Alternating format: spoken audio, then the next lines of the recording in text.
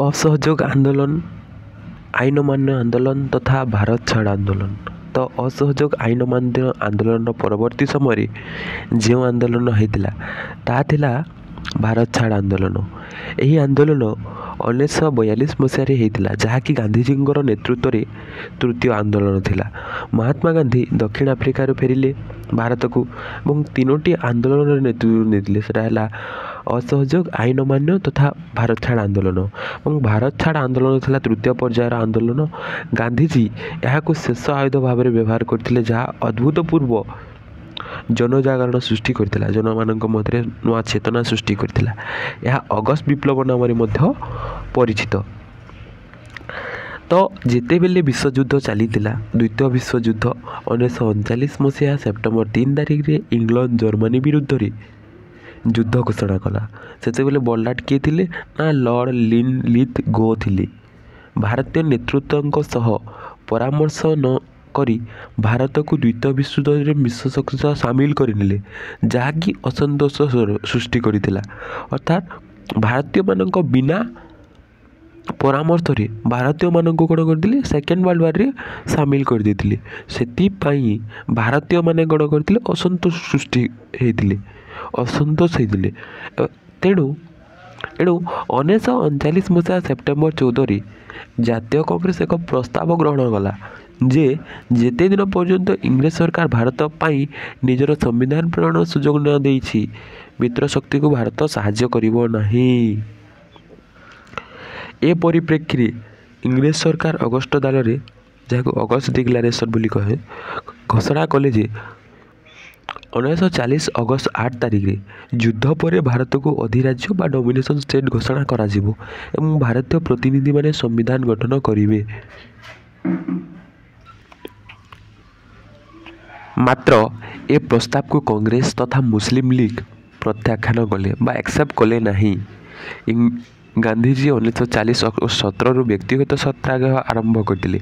America, चीन, Australia Bharat को समर्थन करथिले एवं इंग्लैंड जनमत मध्य भारत सपक्ष रे गला। फलस्वरूप इंग्रेज सरकार 1942 मसीहा मार्च 23 तारिख रे क्रिस मिशन को भारत को पठेला। केबे पठेला ना 1942 मसीहा मार्च 23 तारिख रे। तो मानकर प्रश्न आसे मात्र यार प्रस्ताव गुड़िक गांधीजी ग्रहण कले नहीं। तो से प्रस्ताव कौन थिला? क्रिस मिशन विफलता जापान पक्षर भारत उपर संभाव्य आक्रमण को लक्ष्य करी गांधी स्थिर कले जे इंग्रेज मान को भारत छाड़ा पड़ो। भारत छाड़ प्रस्ताव प्रस्तुति निमंते वार्धा ठारे 1942 रे गोटे बैठक होता। पुणी बॉम्बे ठारे अगस्त 8 रे कांग्रेस अधिवेशन बसिला। भारत छाड़ प्रस्ताव गृहीत होता क्योंठारे ना बॉम्बे ठारे भारत छाड़ प्रस्ताव गृहीत है कांग्रेस अधिवेशन रे। गांधीजी एक छोट मंत्र देले करबा मोर डू और डाए। संगे संगे आंदोलन मध्य आरंभ हो गला भारत छाड़ आंदोलन। तो 1942 मसीहा अगस्त 9 रे आरंभ है। मात्र पूर्व दिन इंग्रेज सरकार गांधीजी समेत अनेक कांग्रेस नेता को मध्य बंदी करदिले। फल से गिरफ खबर सारा भारत में प्रसारित हो गला जहाँ एक गण आंदोलन मध्य आरंभ है। मात्र गांधीजी गिरफ होइतिबारु आंदोलन चूड़ांत रूपरेख प्रस्तुति हो पारि नथिला। अन्य केतक कांग्रेस नेता 12 दफा नहीं कार्यक्रम प्रस्तुति करथिले। एथिरे जमीकर नदेवा, हड़ताल करवा, लुण मारिबा, पुलिस थाना अख्तियार करवा इत्यादि कार्यक्रम रहिथिला। आंदोलन केते दूर पर्यंत गति करिथिला। गांधीजी तथा अनेक नेता गिरफ जो जयप्रकाश नारायण है, राम मनोहर होलिया इत्यादि आंदोलन में प्रमुख भूमिका ग्रहण कले। महाराष्ट्र बॉम्बे, सोलापुर, नासिक इत्यादि व्यापक धारणा कला। कर्नाटक है, गुजरात, यूपी, बंग, बिहार, उड़ीसा, दिल्ली, राजस्थान, पंजाब, कराची, आसाम, सिंधु प्रदेश, दक्षिण भारत में आंदोलन तीव्रतर है। भारत छाड़ आंदोलन फलाफल। तो इंग्रेज सरकार आंदोलन तीव्रता उपलब्धि कर हिंसात्मक प्रतिक्रिया प्रदर्शन कले। लाठीमाड़, गुली चालना, जेल दंड, जरिमाना, गृहदाह, शारीरिक निर्यातना इत्यादि पाशविक दमन लीला चलाइले इंग्रेज माने। ଅନେକ ଗାଁ ଗଣ୍ଡାରେ ନିଆଁ ଲଗାଇଦେଲେ ତଥା ତତ୍କାଳୀନ ବ୍ରିଟିଶ ପ୍ରଧାନମନ୍ତ୍ରୀ mister Churchill British House of କମନ୍ସରେ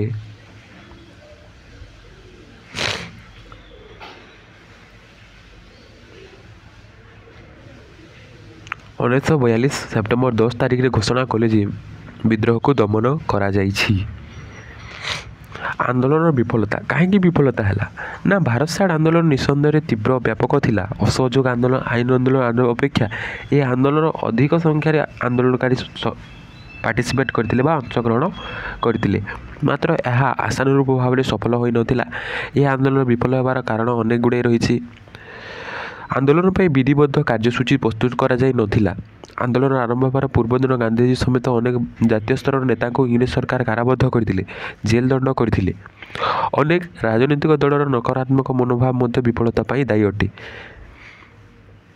ସର୍ବୋପରି ଆମେ ଦେଖିବାକୁ ଗଲେ ଇଂରେଜ ସରକାରଙ୍କ ଦ୍ୱାରା ପାଶବିକ ଦମନ ଲୀଳା ଭାରତ ଛାଡ଼ ଆନ୍ଦୋଳନକୁ ଲକ୍ଷ୍ୟ ହାସଲ କରିବାରୁ ବହୁ ପଛରେ ପକାଇ ଦେଇଥିଲା।